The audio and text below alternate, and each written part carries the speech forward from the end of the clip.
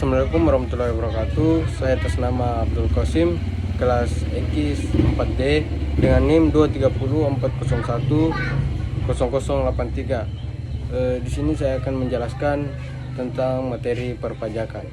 Pajak adalah kontribusi wajib dari individu atau badan kepada negara yang terhutang berdasarkan undang-undang tanpa mendapatkan imbalan langsung dan digunakan untuk membiayai pengeluaran umum demi kemakmuran rakyat.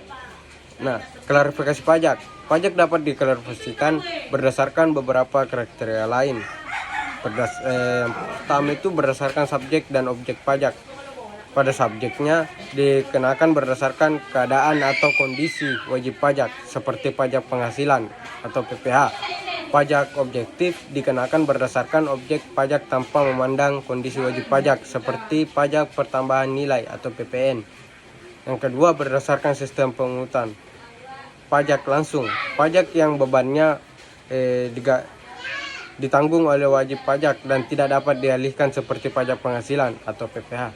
Pajak yang tidak langsung, pajak yang bebannya dapat dialihkan kepada pihak lain seperti pajak pertambahan nilai atau PPN. Prinsip dan asas pemungutan pajak. Pemungutan pajak di Indonesia didasarkan pada beberapa prinsip, diasas dan memastikan keadilan dan efisiensi. Yang pertama itu asas keadilan. Pajak dikenakan sesuai dengan kemampuan membayar wajib pajak. Yang kedua, asas kepastian. Ketentuan pajak harus jelas mengenai jumlah, waktu, dan cara pembayaran. Yang ketiga, asas kemudahan atau pajak dipungut pada saat cara yang mudah bagi wajib pajak. Keempat, asas ekonomi. Pemungutan pajak harus efisiensi dan tidak membebani perekonomian. Yang kelima, asas yuridis. Pemungutan pajak harus didasarkan pada undang-undang yang berlaku. Yang keenam, asas manfaat.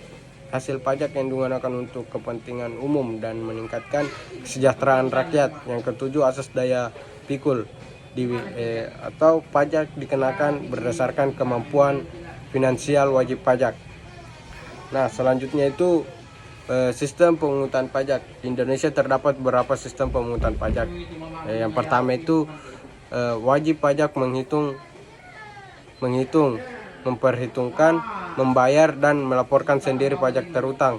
Yang kedua, pemerintah menentukan jumlah pajak terhutang, wajib pajak membayar sesuai ketetapan tersebut. Yang ketiga, pajak dipotong langsung oleh pihak ketiga atau misalnya pemberi kerja dan disetorkan ke pemerintah. Selanjutnya, jenis dan tarif pajak. Berbagai jenis pajak dikenakan dengan tarif yang berbeda-beda tergantung pada objek dan subjek pajaknya. Tarif pajak dapat bersifat progresif, profesional atau regresif tergantung pada kebijakan perpajakan yang berlaku. Itu saja yang dapat saya jelaskan, kurang lebihnya mohon dimaafkan. Wabillahi taufiq wal hidayah. Assalamualaikum warahmatullahi wabarakatuh.